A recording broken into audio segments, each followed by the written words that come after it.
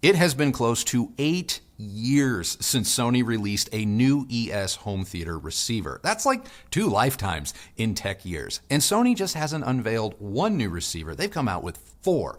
And we have the flagship, the STR-AZ7000ES, so it's time to find out. Is Sony a player or a pretender in 2023?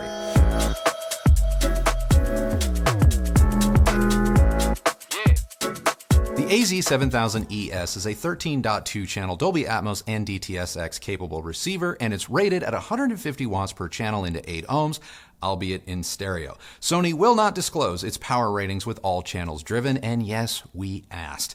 Considering the 7000's new transformers and higher power rating, I feel confident that users will be able to drive most speakers on the market today, including ones that may dip as low as 4 ohms. Of course, if you need more power, this receiver has full preamp outs for all 13.2 channels. In our evaluation, we ran 3 different 5.1.4 setups using Bowers & Wilkins 805D4 speakers, the new reference Premier 8000F Mark IIs from Klipsch, and a brand new speaker that's currently under embargo. All 3 systems sounded great. Even mixing and matching our front 3 speakers with our in-ceiling surrounds from Klipsch wasn't a problem for this receiver. So what's new with the 7000ES? Well, you're going to find HDMI 2.1 with 8K 60, 4K 120 on 4 of its HDMI inputs, with the remaining 3 being limited to 4K 60. It's worth noting that on those 8K, 4K 120 inputs, you are limited to 40 gigabits per second. There's also dual HDMI monitor outs, one of which supports ARC and eARC. Legacy signals can be upscaled all the way to 8K with compatible TV and devices, and for gamers, you get ALLM and VRR. And for next-gen video, you have support for all of the major HDR formats, including Dolby Vision and IMAX enhanced content. Other new features for Sony ES receivers is finally the presence of wireless connectivity. The 7000 joins the modern era with Wi-Fi, Bluetooth, AirPlay, Chromecast, Spotify connects, works with Sonos. I mean, you get the idea. You can even use Sony's own wireless speakers and subwoofers with the 7000ES for up to 2 channels of wireless surround sound. Throw in a host of third-party control options, custom installer support features, and a 5-year factory warranty, and you quickly learn that Sony isn't messing around. Setup is pretty easy, especially if you've already owned a Sony receiver. To take full advantage of Sony's 360-degree spatial sound mapping, you're going to want to use their new Digital Cinema Calibration 9 procedure. Similar to other auto room EQ like Dirac or Odyssey, Sony's room EQ system takes measurements in 3 dimensions, including height, in order to place sound with greater precision in your room. And there's a number of ways that it does this, either through outright virtualization or by combining existing channels together for, say, a greater center channel effect. Speaking of center channels, the 7000, it can support up to 2 center speakers and can even turn compatible Sony TVs into a center speaker. Now, in order to enjoy any of the 360-degree spatial sound enhancements, you have to use Sony's Auto Room EQ procedure. And while this is largely automated and painless, it's going to ask you to manually enter a few measurements no receiver that I've seen or tested has ever asked for. Things like your seated ear height, your ceiling height, the distance you sit from your screen, as well as your screen's height. And you need to do this before doing the automatic wizardry. And yes, these measurements make a difference. I recommend you scoop up a laser measuring tool like this one to make your life and the install process easier. But for those of you who like to do things the hard way, the 7000ES can be configured manually, rivaling the Yamaha A8A when it comes to customization. So, how does the 7000ES sound?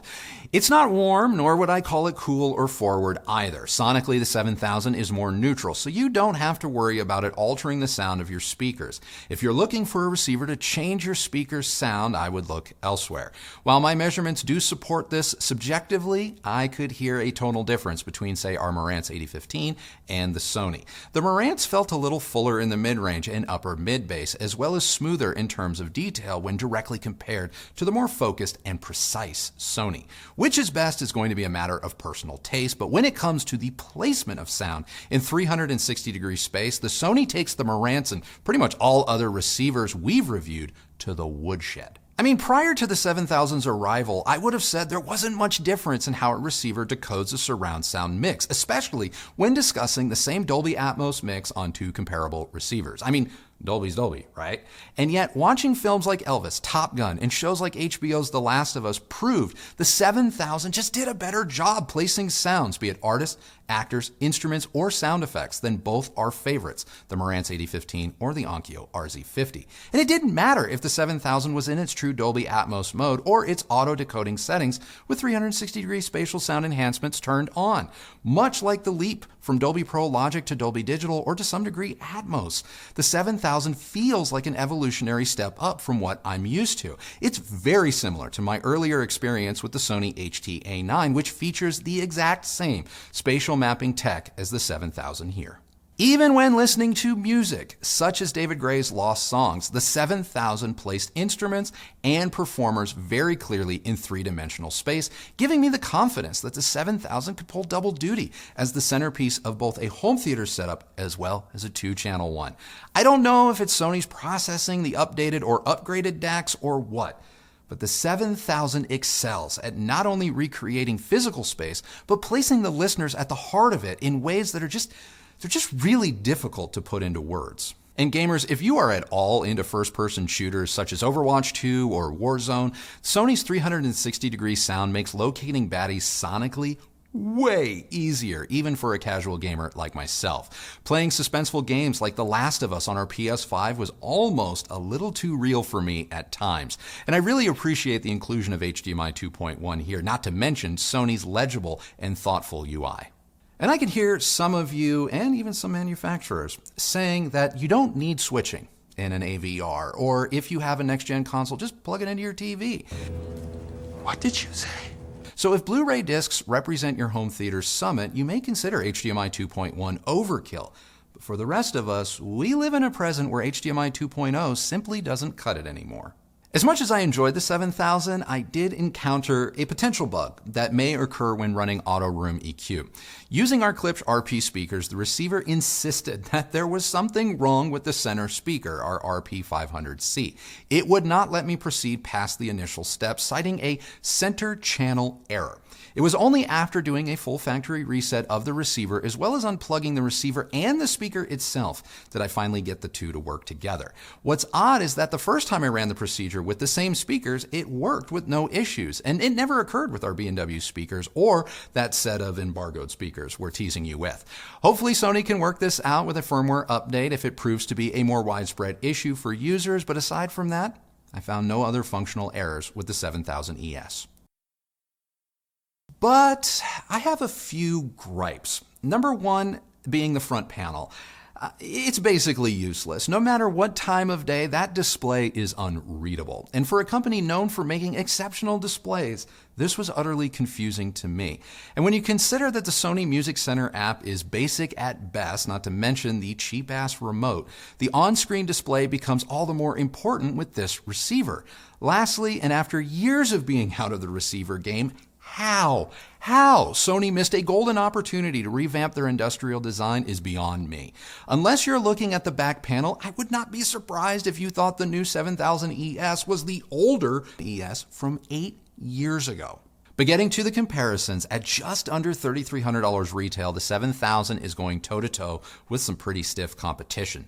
Starting with the Marantz 8015 and Cinema 50, the Sony has more channels of amplification internally at 13, plus preamp outs for up to 13.2 channels. The Sony is the more powerful receiver with 150 watts. Now, the Cinema 50 may have less channels and a bit less power, but for those of you who prefer choice, the 50 has Odyssey and will have Dirac eventually. Plus, it doesn't limit you with respect to HDMI 2.1 inputs.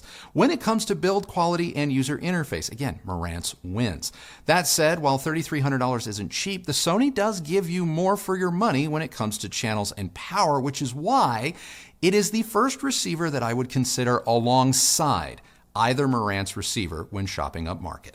And it's largely the same story for Denon. While the X8500 has 13.2 channels and 8K capability, it's nearly $1,500 more expensive, and it's an older model. So, at this point, I believe the smarter buy is the 7000ES in this particular head-to-head. Now, Anthem's MRX 1140 could put up a fight when compared to the Sony, but it too costs more while giving you less. Less power, less channels, just less. Now, I'm okay with less so long as everything else, like its 4K 120, 8K 60 support, room correction, etc., works. But I guess we're just going to have to wait and see until we bring you our first ever Anthem receiver review. Now, if you're looking to save some money, Sony also unveiled the 5000ES at just over $2,000, the 3000ES at $1,700, and the 1000ES at $1,100. Now, I happen to think the 5000ES is really going to be the sweet spot in this lineup because at $2,099, you get all of the same features and functionality of the 7000, only with 11.2 channels of amplification, good for 130 watts. And at that price, if the Sony's feature set and sound agree with you, the 5000 is a better value than the Cinema 50 with or without Dirac installed, and gives the ONKYO RZ50 a run for its money, and is a better value than Emotiva's new MR1, which may have power on its side, but that's about it. I'm really excited that Sony is back in the home theater game with not one, but 4 new ES receivers. While I wish Sony had taken their time off to come up with a new industrial design, I'm very impressed with what they've brought to the table with their new flagship receiver. While I'm sure some are still going to side with the competitions for reasons probably named Dirac, there is no denying that Sony is continuing to do things their own way. The use of 360-degree spatial audio has really paid off here, because the 7000 is by far one of the more exciting and captivating receivers that I've heard in years.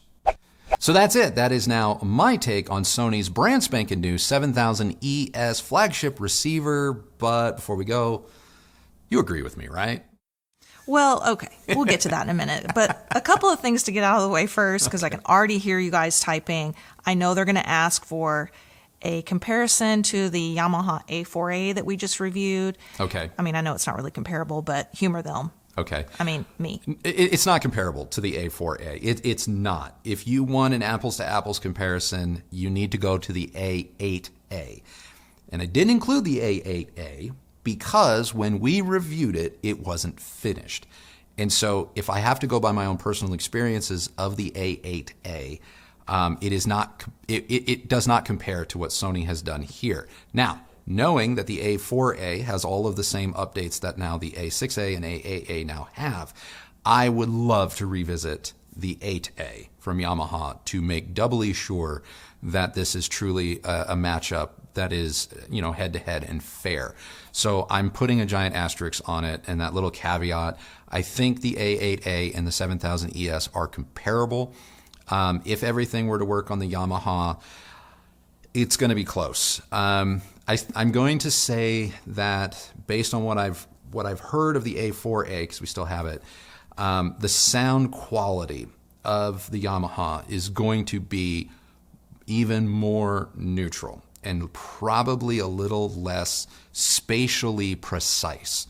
Now, some of you may read into that or think that you're going to read between the lines and go, ooh, the Sony's bright, or the Sony's forward. It's not, but it definitely prioritizes placement and detail, separation and articulation, probably more than just about any receiver I've heard recently. So if the Sony's here and Marantz is here, and I'm not saying good or bad, but on ends of the spectrum, Sony's here, Marantz, Denon are here, Yamaha's going to toe that line like kind of right in the middle. And that may or may not be to your liking. For me, the Yamaha experiences we've had lately, it's just, I don't know, there's something less fun about their sound. Okay. It's a little bit more clinical? No, I wouldn't even, because to me, clinical is NAD, and I don't feel Yamaha is like that. Okay. It's just, I don't know. It's colorless.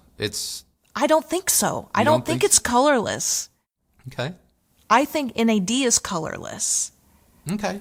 Well, I would say if the NAD is the M33, and in terms of like right down the middle, no personality to be found. Mm-hmm. And to the right is personality, and to the left is no personality. No. Straight down the middle is no personality. If to the right, you're going more into the lively side, and to the left, you're going more into the darker, warmer, rounder, smoother side. Yes. I would put, if this is M33, I would put Yamaha around here, closer to NAD. I disagree, but okay. And I would put Sony up here with like ONKYO in the more kind of involving, exciting. I can get behind that. Fun.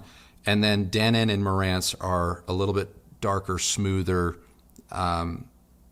just a little bit just rounder.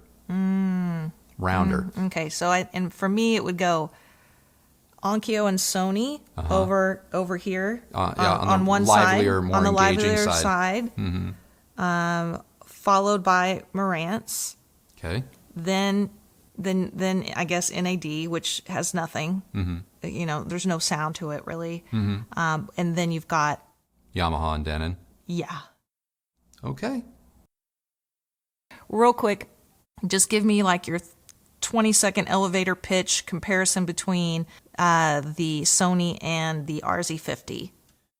Again, I don't think the 7000 in terms of features and channels and all that should be compared to the RZ50. That matchup is going to be for the 5000 ES, which I don't have, but I can surmise given that everything else is the same between 7000 and 5000. I personally do not think that if you're on the market for an RZ50 that you should abandon your budget, spend double and get the 7000. If anything, peep the 5000 ES, but do not look at the 7000 because it's probably going to be overkill.